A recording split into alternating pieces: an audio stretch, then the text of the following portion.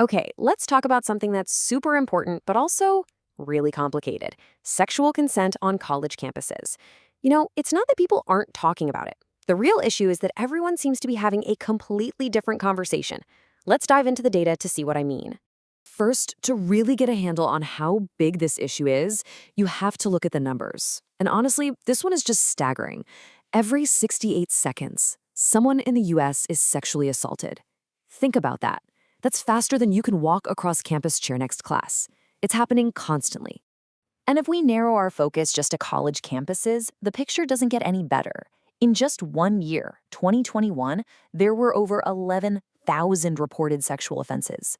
This isn't some abstract problem. It's happening right in the dorms, at parties, where students are supposed to feel safe. But here's the thing that's truly shocking. That number, 11,000, that's just the tip of the iceberg.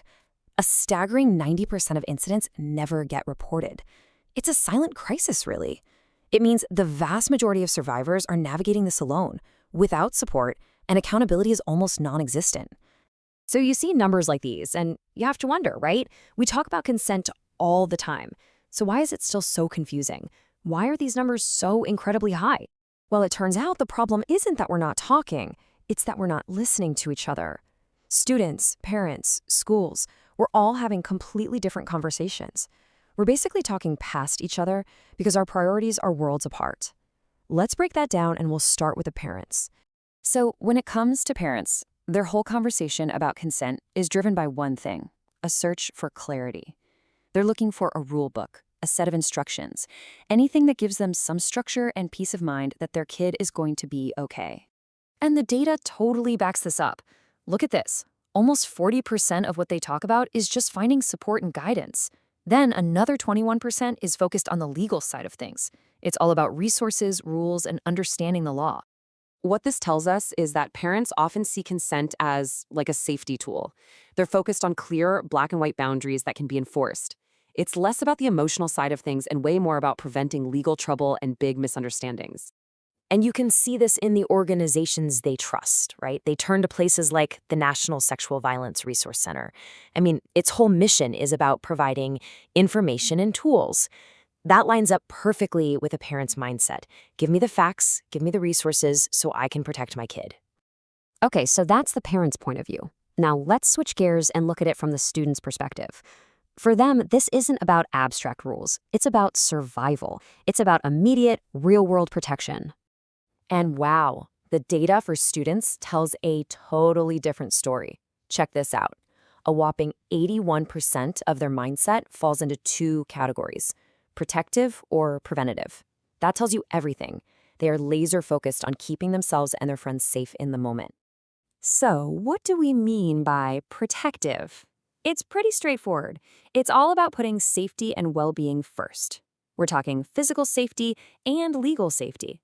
It means respecting boundaries and making sure everyone is protected from the huge risks that come from gray areas. This student quote just nails it. It brings this whole protective idea to life. He says, "I tell other guys that they need to make sure a yes is real, comfortable, and emphatic.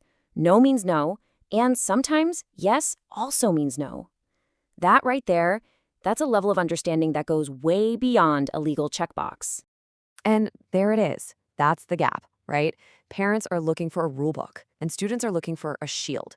So how do you bring those two worlds together? Well, let's look at one organization that's trying to build a bridge.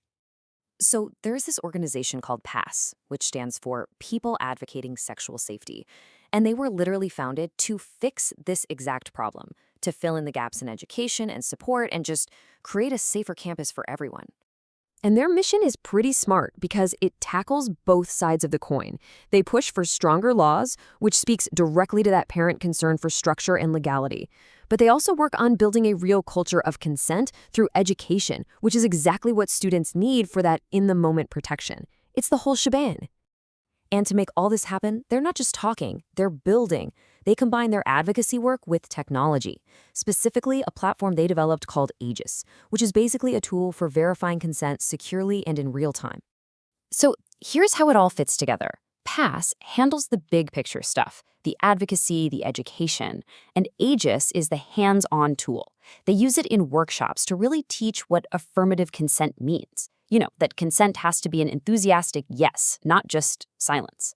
The goal is to cut down on miscommunication, which makes things safer for students, and it creates documentation, which gives parents that legal peace of mind thereafter.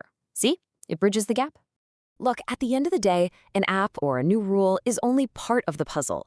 The real path forward, the real solution, is about building a genuine culture of consent, one that's just part of the DNA of campus life. And that's the future we're aiming for, right? A world where safety, consent, and respect aren't just words in a student handbook. They're the absolute foundation of every single relationship on campus. So it all comes down to this. We have to get everyone into the same conversation, because at the end of the day, clarity is what creates safety for everyone. Which leaves us with one final question. What conversation are you going to start today?